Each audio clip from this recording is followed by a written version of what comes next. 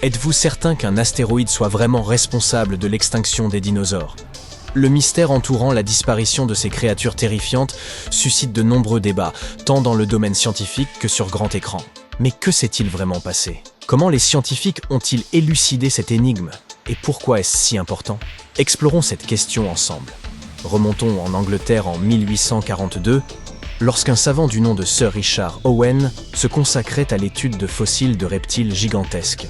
Il remarqua que 3 de ces créatures, le mégalosaure, l'iguanodon et le Hylaeosaurus, présentaient des caractéristiques communes. Saisi par une intuition brillante, il décida de les regrouper sous un nouveau terme, Dinosauria, signifiant « terrible lézard » en grec. Les scientifiques de l'époque se contentèrent de classer les dinosaures en fonction de leur apparence. Puis, Charles Darwin arriva avec une théorie révolutionnaire. Les espèces évoluent au fil du temps.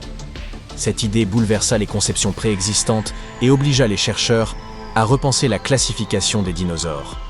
Ils introduisirent une nouvelle méthode appelée classification phylogénétique. Imaginez un immense arbre généalogique englobant toutes les créatures ayant jamais existé. En haut de cet arbre, nous trouvons le mégalosaure et l'iguanodon, et nous affirmons que tous les descendants de ces dinosaures partagent un ancêtre commun. C'est un peu comme retracer son propre arbre généalogique jusqu'à l'ancêtre originel des dinosaures. Tout cela semblait être un excellent plan jusqu'à ce que les choses se compliquent. En étudiant les dinosaures, nous avons découvert des espèces avec des plumes et des becs, et d'autres sans. C'est ainsi que nous avons réalisé que les oiseaux étaient cousins de certains dinosaures, voire peut-être même leurs descendants directs. Après avoir compris cela, les scientifiques ont dû réexaminer l'arbre généalogique des oiseaux et redéfinir la notion même de dinosaure. Finalement, ils en ont conclu que les oiseaux étaient, en quelque sorte, des dinosaures, mais pas tout à fait. Déroutant, n'est-ce pas? Quoi qu'il en soit, nous avons désormais 2 groupes distincts. Le premier est constitué des oiseaux. Le second regroupe les dinosaures non aviens, qui sont aujourd'hui éteints. Par conséquent, au lieu de nous demander qu'est-ce qui a causé l'extinction des dinosaures, nous devrions plutôt nous interroger sur ce qui a provoqué l'extinction des dinosaures non aviens. La réponse semble évidente. On pense souvent qu'un gigantesque astéroïde est à l'origine de l'extinction des dinosaures, et c'est probablement la première idée qui vous vienne à l'esprit. Même Google et d'autres moteurs de recherche s'accordent sur ce point, comme des camarades de classe qui copient leurs devoirs les uns sur les autres. L'histoire nous enseigne qu'il y a environ 66 millions d'années, les dinosaures ont pratiquement tous disparu, à l'exception de ceux qui ont évolué en oiseaux. Bien sûr, la réalité est plus complexe. Tous les dinosaures ne se sont pas éteints d'un coup. Certains ont disparu naturellement, et des extinctions mineures se sont produites tout au long de leur existence terrestre. Mais l'événement majeur dont nous parlons s'apparente à un changement de décor dans un film, comme si l'on zappait brusquement de chaîne à la télévision. Pouf! Et la Terre est passée de l'ère des dinosaures à celle des mammifères. Les scientifiques appellent ces périodes le Crétacé et le Paléogène. Nous avons même un nom pour cet événement particulier, l'extinction KPG ou KT. Certains s'y réfèrent également comme à l'événement d'il y a 65 millions d'années, bien que la date la plus précise soit plutôt de 66 millions d'années. 2 principales théories prédominent, l'impact brutal d'un astéroïde ou des éruptions volcaniques répétées.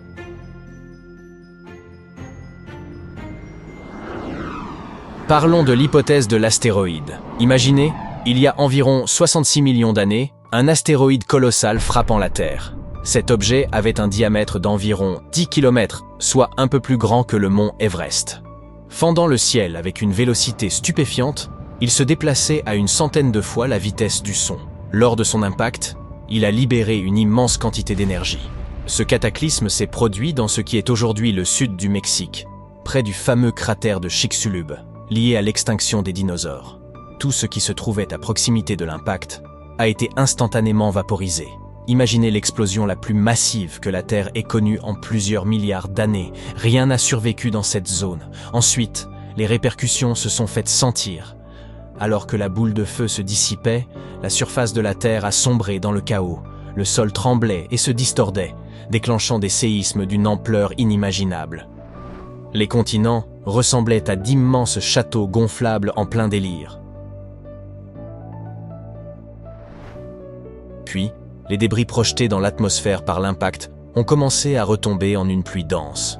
Même si vous n'étiez pas à proximité des énormes fragments tombant au Mexique, vous auriez été touché par ces minuscules particules brûlantes qui volaient dans l'air. L'atmosphère est devenue si chaude que des forêts entières ont spontanément pris feu dans le monde entier. Et ce n'est pas tout. Préparez-vous à un tsunami gigantesque. Le fond de l'océan a été totalement bouleversé, poussant des vagues gigantesques vers l'intérieur des terres autour du golfe du Mexique. Mais même cela n'a pas suffi à éradiquer tous les dinosaures. Ceux de Nouvelle-Zélande, par exemple, semblaient relativement épargnés. Alors, qu'est-il arrivé pour qu'ils disparaissent tous ? Ils ont d'abord ressenti une légère secousse, puis le ciel a commencé à s'assombrir et à devenir lugubre, comme s'il faisait nuit. Et soudain, un épais manteau de cendres a commencé à envelopper lentement toute la planète. Maintenant, voici où commence le véritable drame. Le problème majeur avec l'impact de cet astéroïde ne réside pas dans l'explosion, comme on pourrait l'imaginer, mais plutôt dans ses effets à long terme. Imaginez les débris projetés dans le ciel, masquant la lumière du soleil, les jours se transformant en nuit et les températures chutant brusquement. Les dinosaures herbivores ont rapidement périclité, laissant les carnivores festoyer, mais pas pour longtemps. Sans la lumière du soleil, la chaîne alimentaire s'est effondrée très rapidement. Ensuite, les cendres sont retombées sur Terre, aggravant encore la situation. Des éléments nocifs, comme le dioxyde de carbone, ont commencé à flotter dans l'air.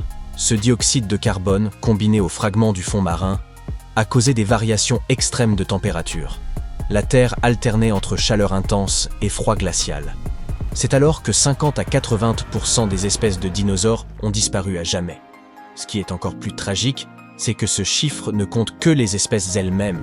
Ce chiffre est bien plus élevé si l'on considère le nombre d'individus affectés. On pourrait penser que les mammifères ont enfin eu leur chance après la disparition des dinosaures. Mais même eux ont dû traverser des temps difficiles. Nous avons beaucoup de chance que certains mammifères parmi les plus résilients aient survécu à ce chaos. Ceux qui ont subsisté étaient de véritables petits champions, dotés de métabolisme rapide, de régimes alimentaires flexibles ou de terriers parfaitement abrités. Mais cette histoire n'est qu'une hypothèse. Il existe une autre théorie, celle du volcanisme. Les volcans, ces montagnes de feu, ont pour habitude de vomir de la lave et de provoquer des ravages incomparables. Étonnamment, cette théorie ne concerne pas les éruptions explosives, mais quelque chose de plus lent et de plus pernicieux. Environ 1 million d'années avant la catastrophe des dinosaures, un grand bouleversement s'est produit sous la surface de la Terre. Profondément enfouie sous ce qui est aujourd'hui l'Inde, une rivière de magma a commencé à se former, réchauffant progressivement la région. Puis, l'Inde a été frappée violemment, se transformant en une mer de lave, semblable à un océan ardent, comme si une multitude de camions bennes déversaient lentement leur contenu de lave. Ces résidus solidifiés sont connus sous le nom de trappe du Décan, une couche profonde de lave solidifiée couvrant une étendue de la taille de la France. Tout comme dans notre histoire d'astéroïdes, le véritable problème avec le volcanisme réside dans l'air. Pendant des centaines de milliers d'années, le dioxyde de soufre s'est répandu comme une ombre inarrêtable, assombrissant le ciel et provoquant des pluies acides. Les sources de nourriture se sont transformées en poison, et les océans sont devenus des bains d'acide. Ensuite, le dioxyde de carbone a pris le relais. C'était comme jouer avec le thermostat, bouleversant complètement le climat de la Terre. Cela a conduit à un véritable chaos. Les écosystèmes ont été perturbés, les chaînes alimentaires se sont rompues, et les espèces se sont éteintes les unes après les autres. Ces deux théories semblent assez crédibles. Les experts ont engagé de grands débats pour déterminer laquelle était correcte et expliquer pourquoi les dinosaures ont disparu. Alors, quelle est la vraie réponse ? Malheureusement, nous ne le savons toujours pas.